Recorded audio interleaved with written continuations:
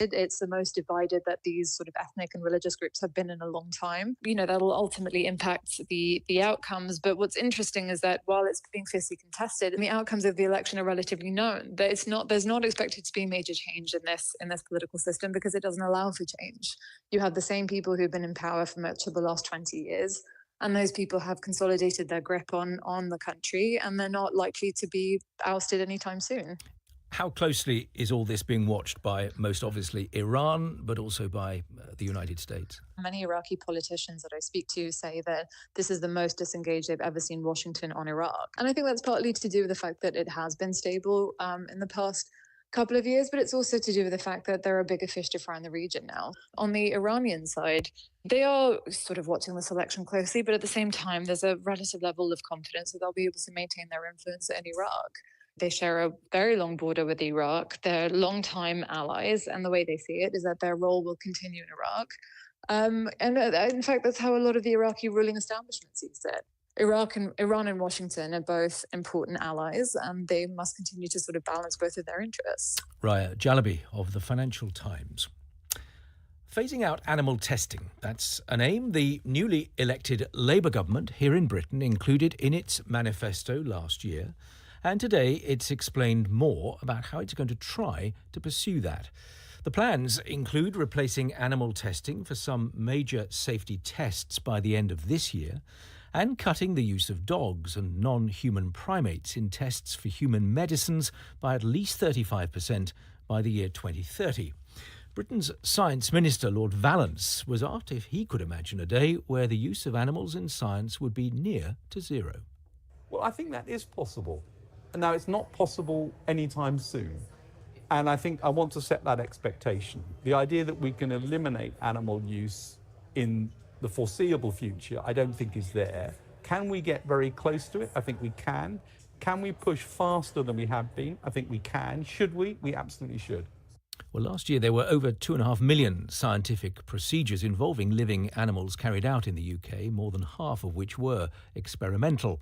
At its peak in 2015, that figure was over 4 million, driven mainly by a big increase then in genetic modification experiments, mostly on mice and fish, and alternative methods since have brought that figure down. Well, let's talk more about this now with two professors, Hazel Screen, who's co-director of the Centre for Predictive In Vitro Models at Queen Mary University of London, and Francis Balkwill of Bart's Cancer Institute at Queen Mary University of London. Welcome to both of you. Hazel Screen, to you first. When you hear Lord Vallance set out that aim, how do you respond? Well, thank you. I think it's incredibly exciting, isn't it, to hear the ambition that's coming across from the UK in this space. And in fact, we see that mirrored internationally at the moment. And there's no doubt it's a really exciting time for the field where we're starting to bring some of these new technologies forward. And there's a real opportunity to explore how we can begin to use these to be replacing animals in science. Francis Balkwill, do you share that excitement? I do, but maybe my excitement is a little moderated. I think these alternative non-animal methods are exciting. We're indeed using them in my own lab where we do research on ovarian cancer.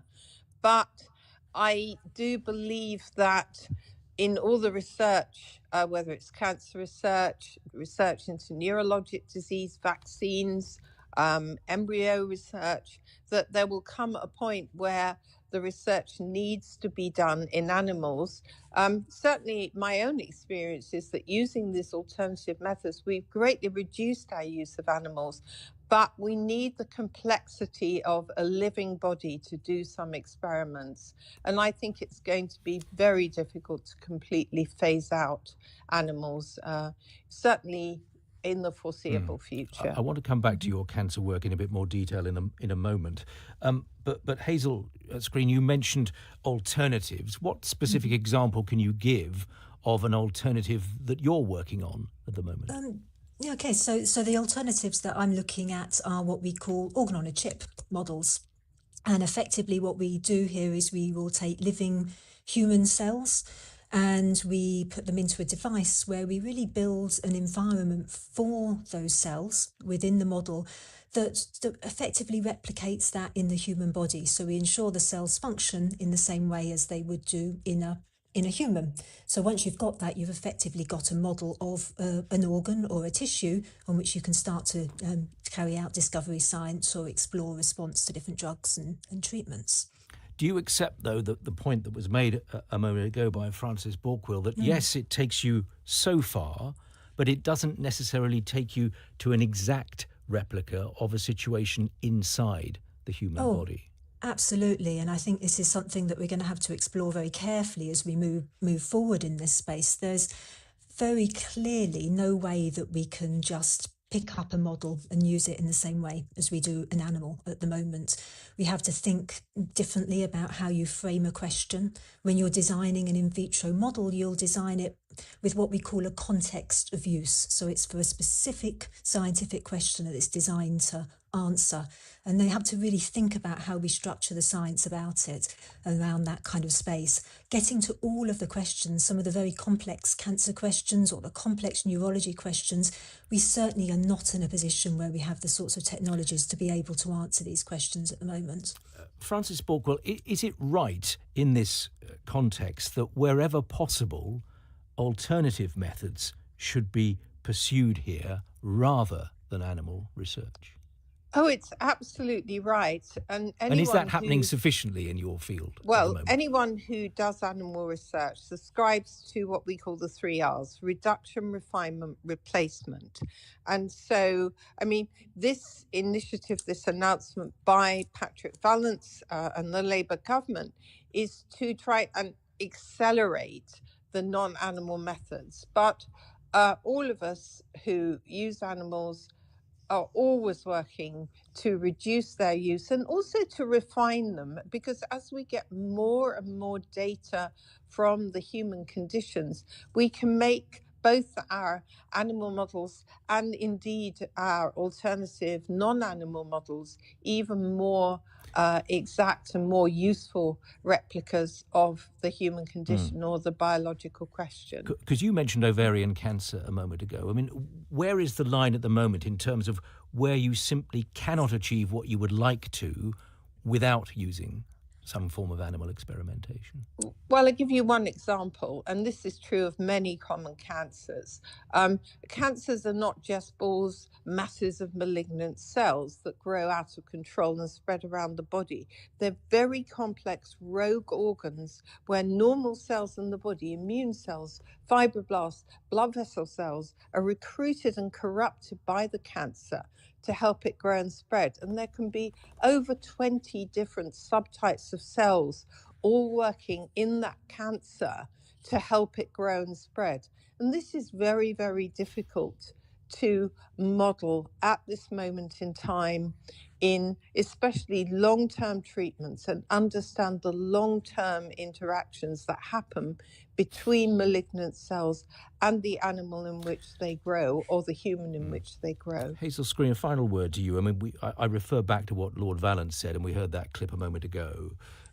If people are working in your field and you are, to use your word, excited by what he says, what part do you now play, do others around you play, in trying to help him in his aim? It is an exciting time, but I think there's a few things we need to think about to move this forward. Briefly, if you would. So there's context of use. So there's working with end users and making sure we're very clear how we design these models and put them to answer the right questions. And the other thing we must touch on is training. So that's a thing we're focusing on a lot with a CDT program, an MSc program now. How do we start to bring people through with the right skills to be moving this forward? I'm very grateful to both of you. Thank you very much indeed for coming on, Professor Hazel Screen and Professor Frances Borkwell. You're listening to NewsHour from the BBC World Service.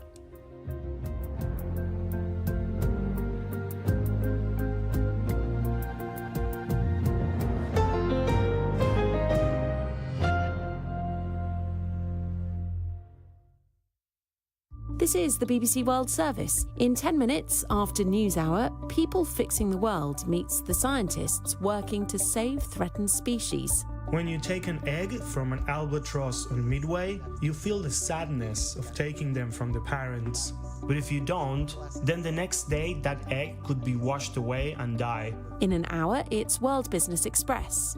Today, a Chinese woman is being sentenced in London later for her role in a scam worth billions of dollars in what's believed to be Britain's biggest ever cryptocurrency seizure. So what does this mean for global efforts to clean up digital finance? And at BBC.com, Heart and Soul hears how the grandson of the Auschwitz commandant found salvation through faith. I asked my mom, just curiosity. I said, same name, he has the same name. Does that got anything to do with us? And she said, yeah, that's your grandfather.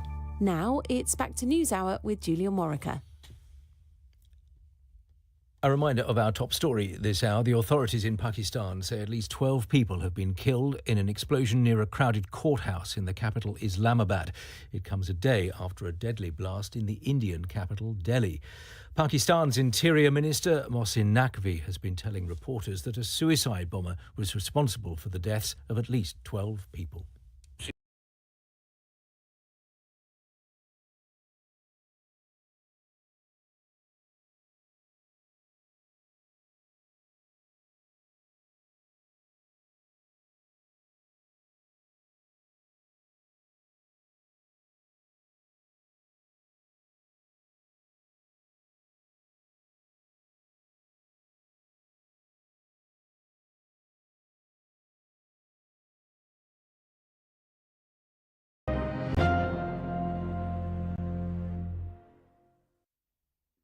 This is Julia Morica with NewsHour live from the BBC in London. Now, here's the moment that every author dreams of.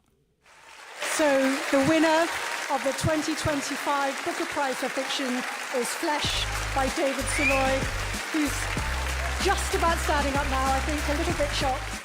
David Soloy declared the winner of this year's Booker Prize, the leading literary award in the English-speaking world. Well, David is a British-Hungarian, and his winning novel, Flesh, charts the rise of a boy from a housing estate in Hungary to the mansions of London's super-rich. The rapper Stormzy, a fan of Flesh, recorded an extract for a short film that was played at the ceremony. After only a few days, it's unbearable not to see her at all. Not to know where she is or what she's doing. Even her hatred and anger would be preferable to that, is what he feels. And it's with that feeling that he knocks on the door of her flat one evening. He isn't sure exactly why he's doing it or what he will say. Well, I spoke to David Soloy a little earlier and invited him to reflect on his success. I still haven't quite got my head around it, although hearing it announced on the radio as a sort of fact does help with that. This is radio, so clearly people can't see this, but we have the trophy in front of us. Indeed. Which is a beautiful gold trophy, a figure holding this large bowl up above their head.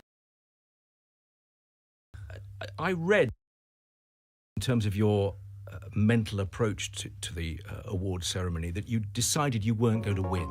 Is that right? Yeah, I did that almost too well in a way. I mean, I was also short.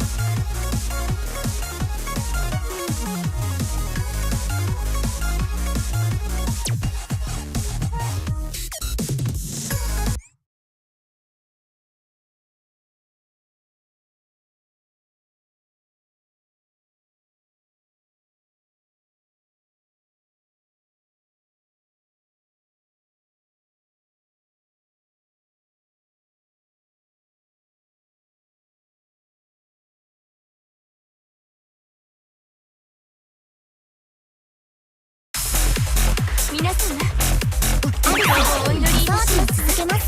それはいかが？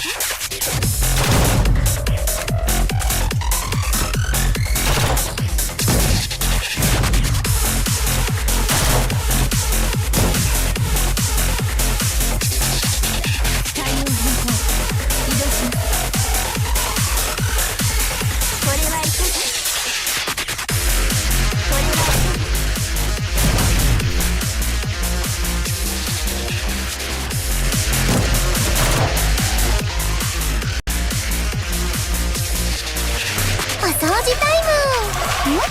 いけます。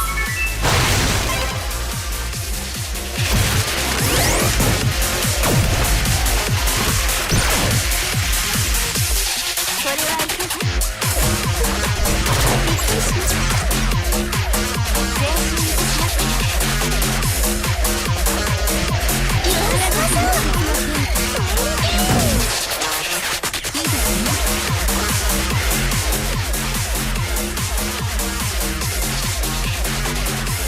今日の点数は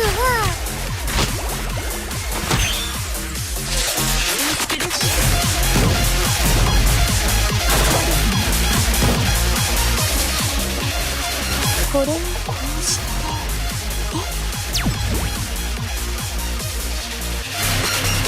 りがとうございます。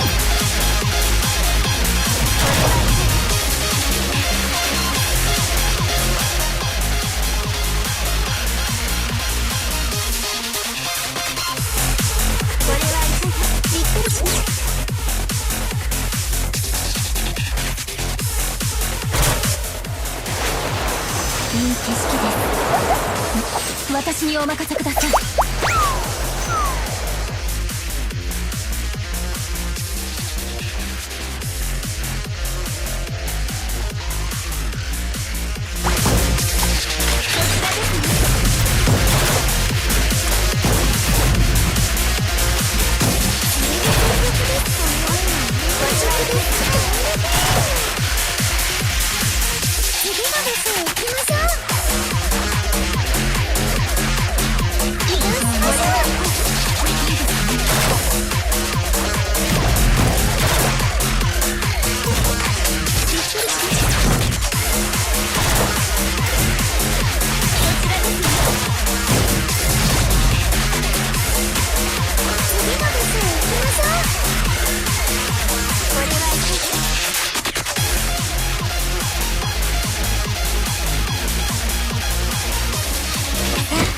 準備はよろしくって。あ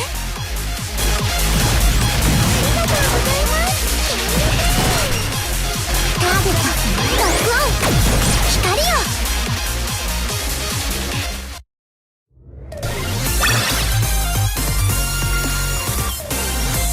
回収完了。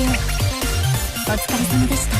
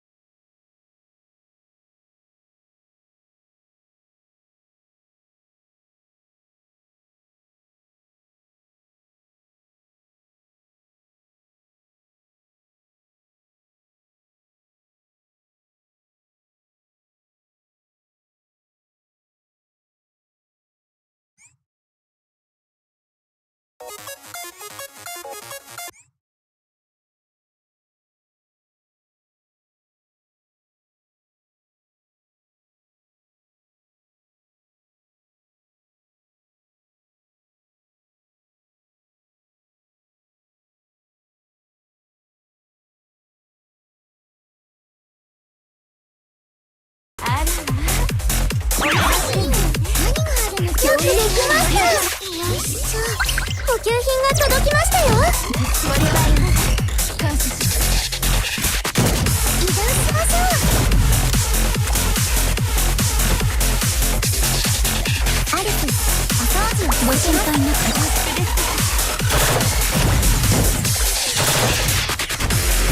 コビル値1000万級の激辛ですよ。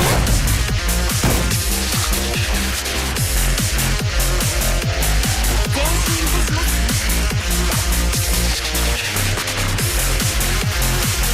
揺るがぬ意志で光を。次もこの調子で補給品を受け取ってください。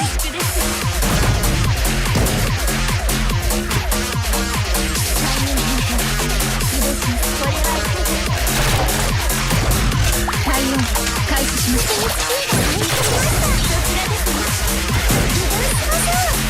突き抜ける優雅さで。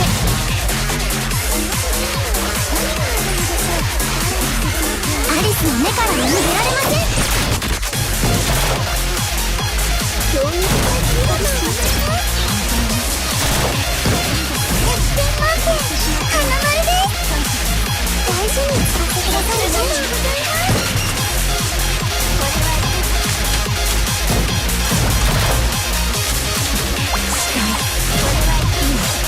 負傷者ですね。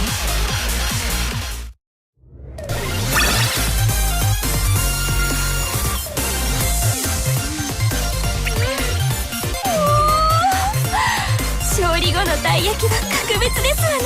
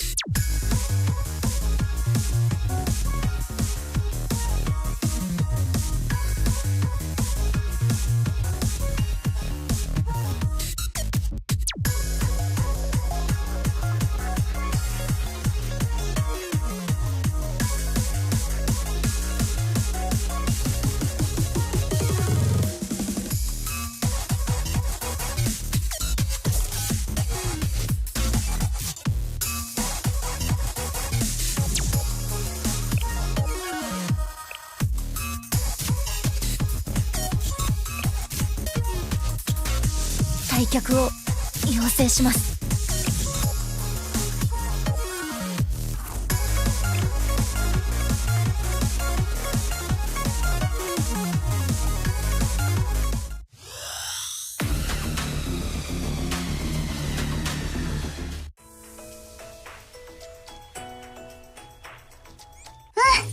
よし、今日もいい天気ですね。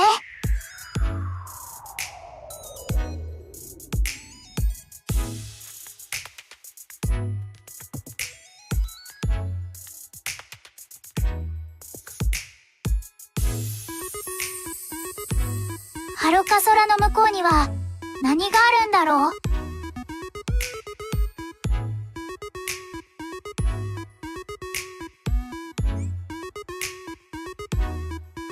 あれ？さあ、お仕事を始める時間です。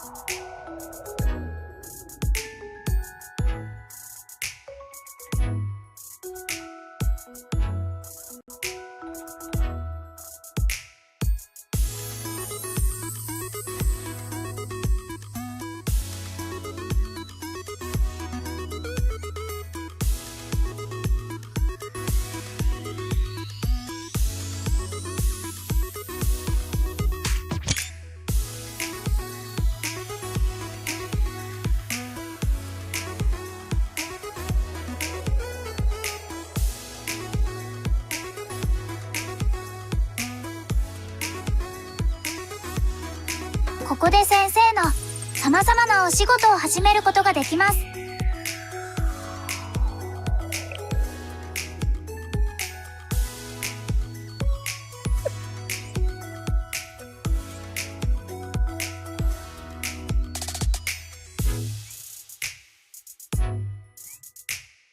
先生、お待ちしておりました。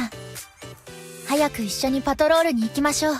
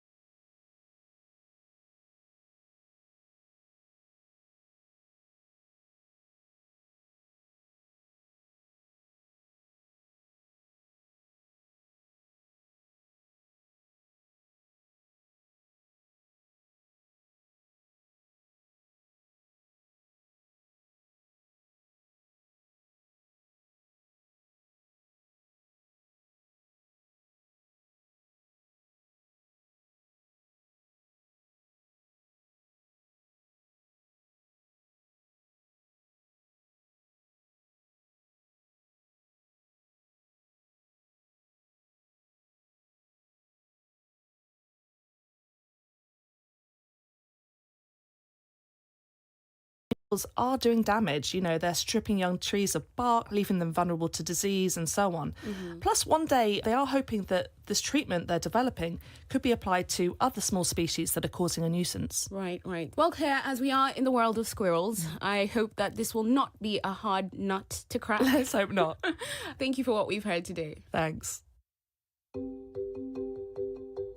You're listening to People Fixing the World from the BBC World Service, and this week we're looking at unusual ways people are protecting vulnerable animals. Now, so far we've looked at a scheme in the UK that's hoping to protect red squirrels by giving contraceptives to the non-native grey squirrels.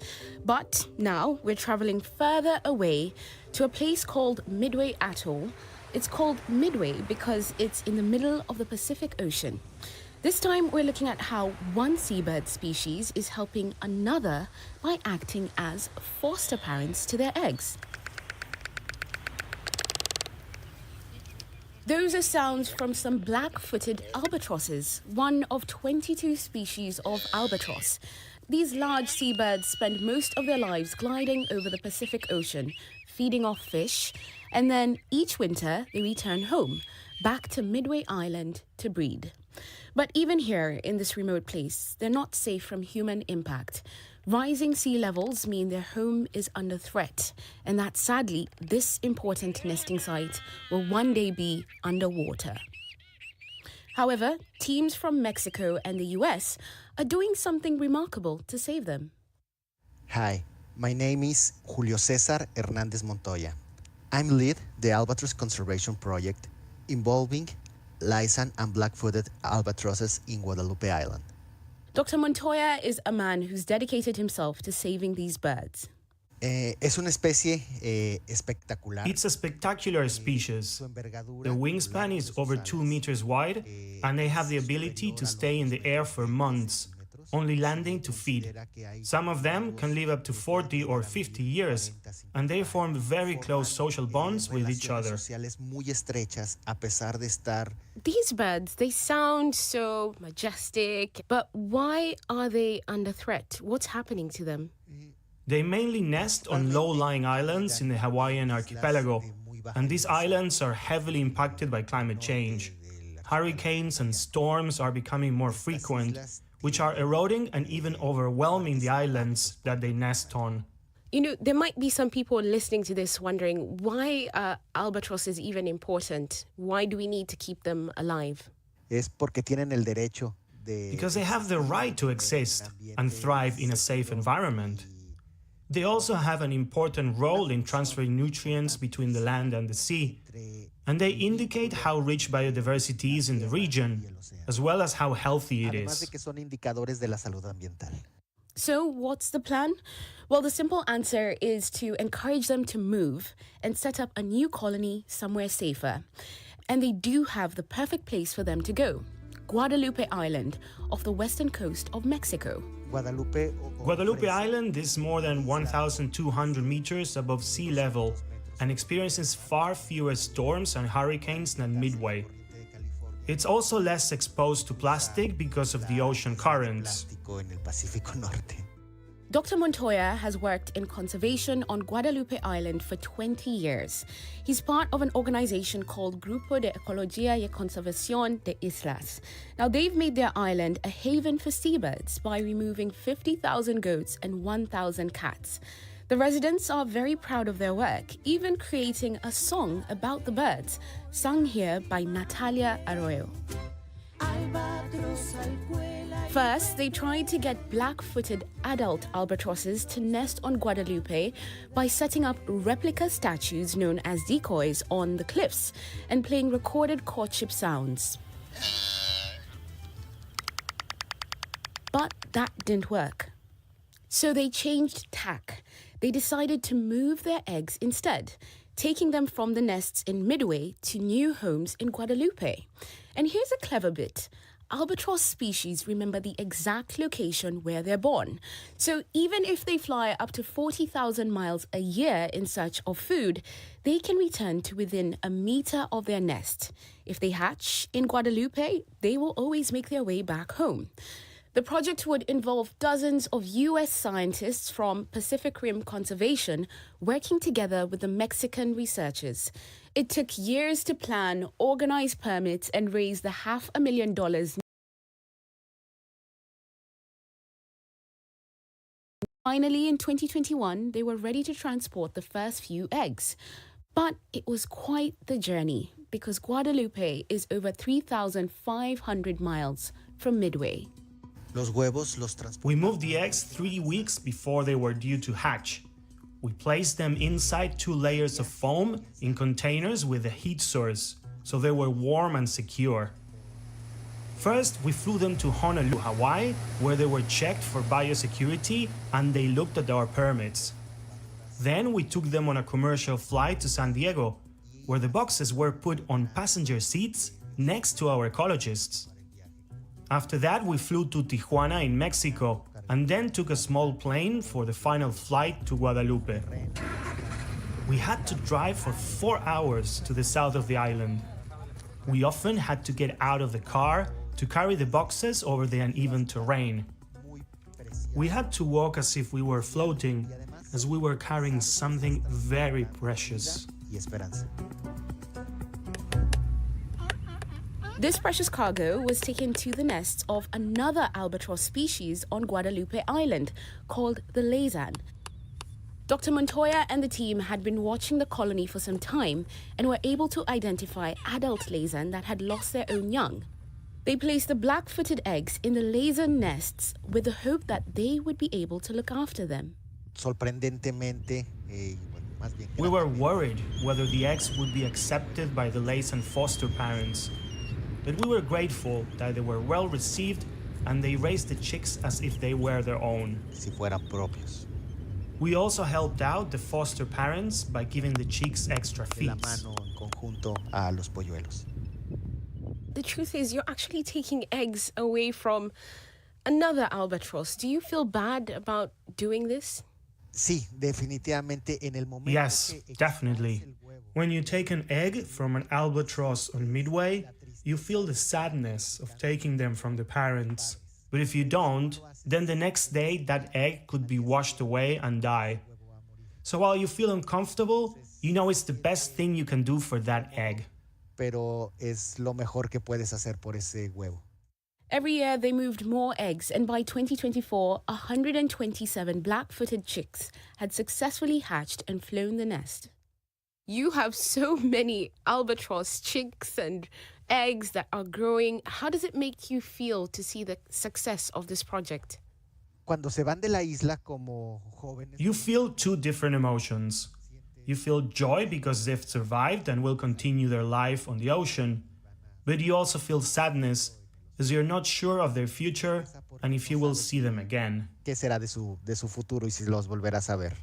Usually, albatrosses spend their first few years out at sea before returning to the nest, so the scientists had to wait anxiously to see if any would survive and make it back. And finally, this happened. Bruno was the first albatross to return to Guadalupe 3 years after he left the island. It was one of the most beautiful moments of my life. I don't have children, but I compare it to the day you see your child born. Bruno was the first of 8 birds to return, and more have been returning every year. And what's really exciting is that some of the young black-footed albatrosses have been observed practicing courtship dances. Biologically, they are ready to reproduce, but socially they're just like teenagers. It's interesting because when a black-footed albatross approaches a group of young Laysan albatrosses, they dance differently, so they are not accepted.